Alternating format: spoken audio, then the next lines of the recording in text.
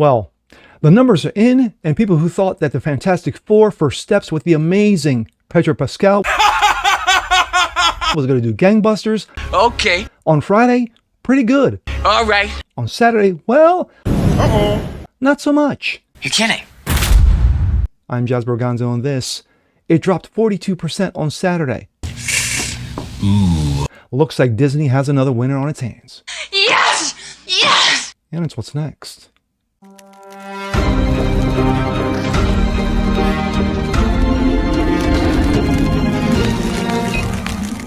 What's up, ladies and gentlemen? Jazz Borganzo, what's next? Your daily dose. Hope you guys are feeling good today on this Monday. Of course, we're starting off the new week. Well, did you go to the movies this weekend? I know I did. Did you?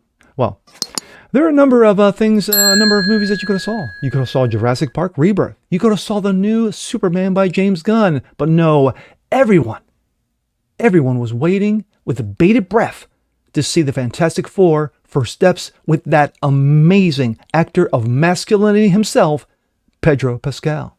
Well, the numbers are in, and the blockbuster that everyone thought it was going to be over the weekend on Friday looked pretty good. Came Saturday, well, not so much. And here we go. This comes out of that Park Place. Fantastic Four box office drops 42% on Saturday, showing signs of front-loading and diminishing MCU momentum. Yes, that is the Silver Surfette. The Access Media may be painting a rosy picture of Disney Marvel's new Fantastic Four movie, but the Saturday box office slide could be concerning for the House of Mouse. Yes, because it's already in trouble as it is. Well, what's a little more? In the summer dominated by superhero spectacles, yes, spectacles, Marvel's Studios' Fantastic Four First Steps arrived in theaters on July 25th amid high expectations for a franchise reboot. And of course, that is girl boss Sue Storm, or Mary Sue, if you like.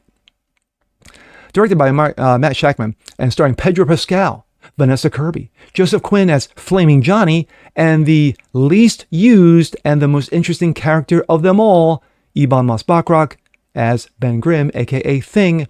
Marvel's First Family, the film aimed to revitalize the property after previous iterations faltered. Well, the one with Jessica Alba? You might want to take a relook at that. However, early box office data reveals a mixed picture. A solid but underwhelming domestic opening marred by a sharp internal weekend decline, suggesting that initial fan enthusiasm may not be translating to broader, sustained appeal. Yeah, it may have no legs, and it just got out of the gate. A strong start followed by a steep slide. Fantastic Four First Steps kicked off with 24 million on Thursday previews, such figure 2025. The highest such figure of 2025, just edging out Gunn's Superman at 22. This propelled Friday's total, including previews, to 57, marking the second biggest opening day of the year behind Minecraft at 57.1. Minecraft did it on Friday alone. It took Fantastic Four 2 days to reach that number. Interesting.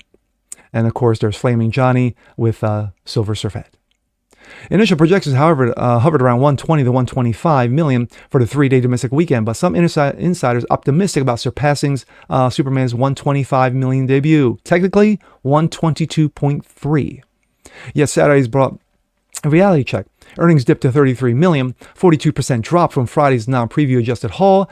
This decline is notably steeper than recent superhero comparables. Guns, 33%. Deadpool Wolverine, 36%. Captain America, Fake New World at 32%. And the abysmal Thunderbolts at 22%. And I'm surprised. Thunderbolts took the least drop. Interesting.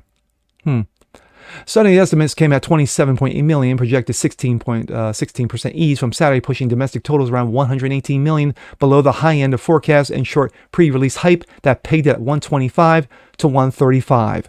I've heard numbers reaching up to 150 to 175 over the weekend. Remember, I saw the same numbers of Gunn's Superman at 200 million opening weekend. Yeah, we see how this all is turning out. One analysis noted on X, quote, the MCU has been facing increasing levels of front-loaded post-COVID. Yes, let's continue to blame the COVID. What happened to the Fantastic Four First Steps this weekend in both the US and overseas box office is a new peak. Is that a positive or a negative?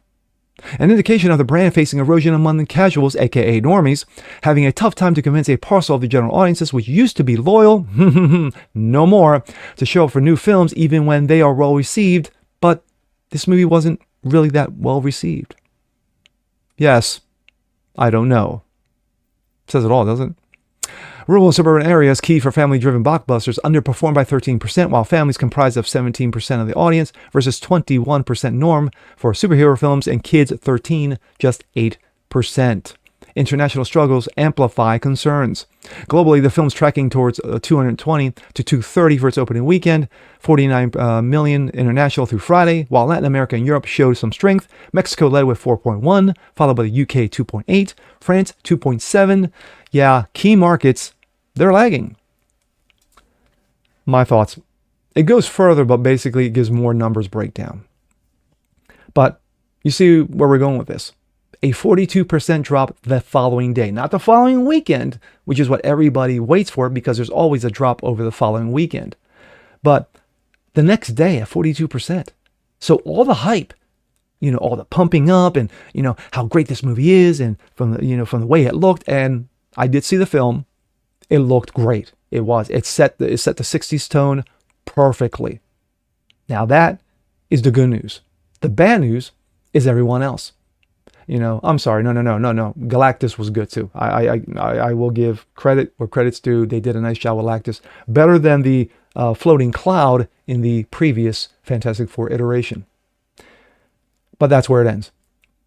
Pedro Pascal is wimpy as Reed.